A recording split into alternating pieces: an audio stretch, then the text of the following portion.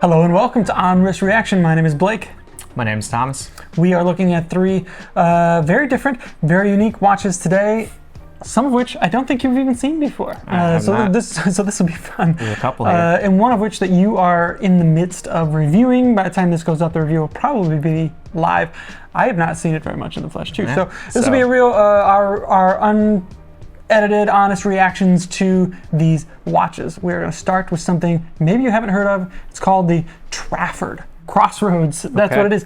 So this is a new watch from a very small brand. Obviously, square.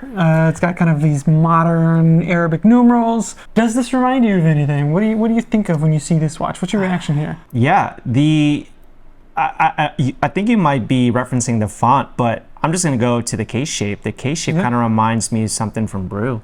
I'm getting some Brew design language here. Yeah, I mean, what about you? What are your thoughts? So I think this has kind of like an American watch feel to it, and I think that's because of the likes of Shinola and Brew. There's something. It's got a little bit of that kind of modern character to it. There's something very charming about this watch, I find. It's got a subtle curvature to the crystal here that's a little bit difficult to see. It kind of follows through with the design of the case. It has a stepped case.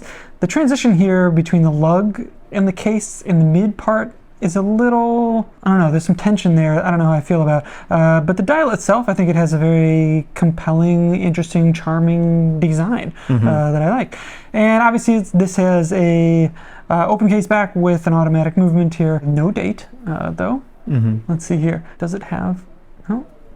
Doesn't even have the phantom date position. Yeah. So we're looking good there. I like the color schemes too. So the subtle hit of red and the like teal second sand and labeling on the dial and chapter ring. It's not a lot, but it goes a long way. Right. I like kind of thoughtful uses of color like that. It's a little like fair in that regard. Yeah, no, I agree. And you had mentioned the curvature of the case and the crystal. I mean, so is that what's making the dial kind of look curved as well, or is the dial actually curved? It distorts things. I don't think the dial is curved because the hands themselves look straight.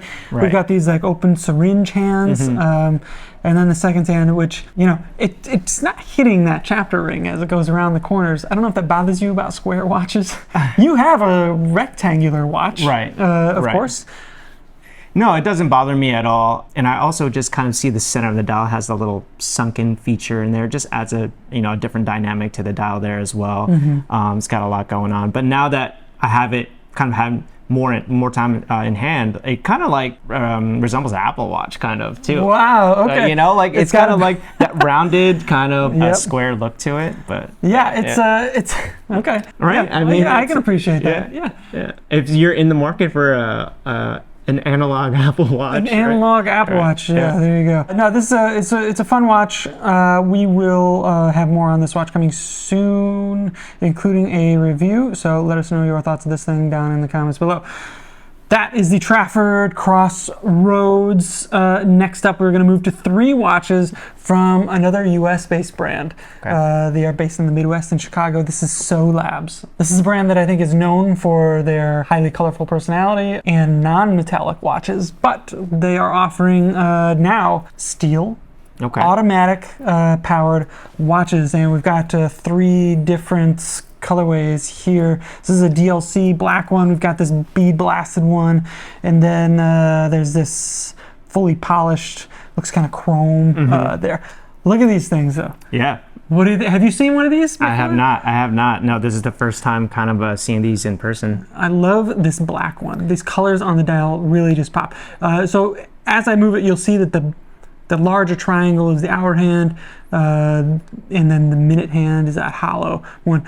The more you look at it, though, the more you start to notice. There's a running seconds hand there in the center, which just gets a little point on it, so you can see that the watch is it's running. Yeah, it's very subtle, almost invisible in a way. Almost invisible.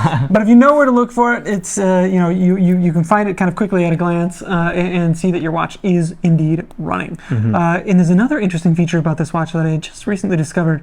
When you pull out to that first stop, let's see here. When you start adjusting the time, you will notice that there is what seems like what should be a date changing, but there's no date on this watch, obviously. But there's a central disc under there that has this subtle gradation between a couple of different colors, and that moves every time the date would change. It reminds me of like one of those mood rings that you get that change color subtly. Not to advocate for pseudo-scientific type stuff. What do you think of this watch? It's cool. I mean, it's definitely got an artistic dial, I guess, if I were to put exactly, And even if you look at the lugs, it's teardrop lugs, right? If you I don't even know if I would call them that. Maybe they're like a hybrid there, I guess. You know, but it's funky. I'm not familiar with their regular range of like watches, but you had mentioned this is their first. They have like clear cases. Okay. Plastic cases. Are the dials very similar? They have a similar vibe. Okay. All right. Yeah. Very cool. So kind of interesting. Yeah. This is the sister brand to Astor and Banks. Okay. Chicago. Very different personality. Yeah. Definitely. But I like these watches a lot, and I'm excited about these ones in particular that are coming out. I think this black one is the one to have. The color just like jumps off of this thing. Yeah. And there's just so many fun details about this this thing that I really love. Again, we'll have more on these. And these were actually just recently launched to the public, so head over to So Labs if you find this watch interesting as well. All right, now we're coming to a watch that you have reviewed. That's right. It's a new watch from Formex. Yeah. Tell us about this thing. Yeah, so this is their GMT take on their Reef Diver. So as you can see here, it's kind of maintains the same form. It's got the 42 millimeter wide case, and it's got their little. Does that 42 incorporate that? So I don't think so. Okay. I don't think so. Yeah. So I'm guessing they're measuring from the diameter of where the bezel hits. Okay. Yeah. Okay. Yeah. But it's got that, their signature bow out. What you had mentioned, you had described it as something. I don't know. So it's like a port. Right. I feel like the Nautilus had it because the port of like a ship of a window that you would. But apparently this is part of their case suspension system, which is the reason why the case is shaped the way that it is. Interesting. So they've carried that over to a case that does not have their case suspension system in it. It's just like a design detail. Interesting. Yeah, and again, you just kind of see kind of like how the watch plays with light, the different angles and facets and different finishing, and then just even with the steel bezel, it kind of just catches the light pretty well. And then you also see here, even the applied markers, they have that like, it kind of angles downwards there and kind of catches the light as well. So overall, the light just, it really pops, in my opinion. And then again, the main feature here with Formex is that it's kind of got this built to spec type of feature where if you go on their site, you can choose the dial that you want, the bezel color that you want, whether if it's a steel bezel or a ceramic bezel that kind of has a split AM/PM, and also a different strap choice. And then like a dive bezel too. Right. So we have another bezel here. Why did we have this? Is this? Tell us what else is special about this watch. So, in what way? The bezel. Okay, so the GMT bezel, or just the way that it pops off, or no.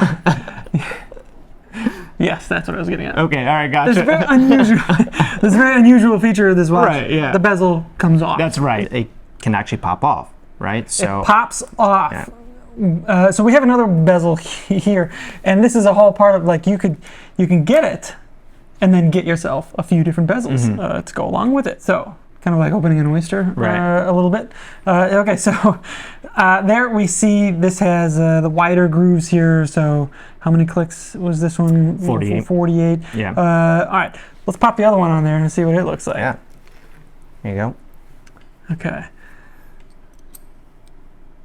And then this one is the full 120 click. Right. Wow. Yeah. And it completely changes the personality of the watch too. It does. You do this. It does. So I like this watch. This has a very distinctive personality to it. It feels like its own thing.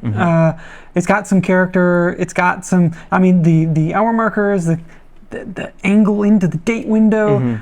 It's a little unusual, but it's fun. There's a lot going on with this watch, especially look at the reef, how it's printed onto the dial. Right. I was gonna mention that it's kind of spread apart. Is that as if it's like kind of stretched in a way? It's like a different font from the Formex and the chronometer text below it. And the red GMT, yeah. the GMT hand has that little dab of red on there.